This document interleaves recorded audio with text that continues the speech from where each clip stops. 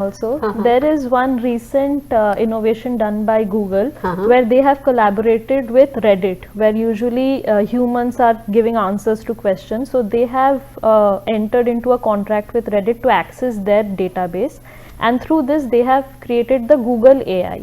So now if you open Google and search anything on Google, the first thing you will get is the data given by Google AI. So the downside of this is majority of the times you'll get the right information, but the downside of this is that many a times there have been people who search on Google how to commit suicide if they are very depressed.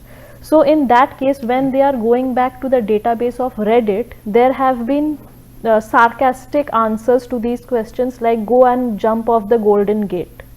So to a person who is already depressed, when Google gives this answers, what sort of reaction do you expect? If a human being did that, he would be charged with abetment. But in this case, we cannot hold anyone liable because it is AI. So who do you think should be held liable?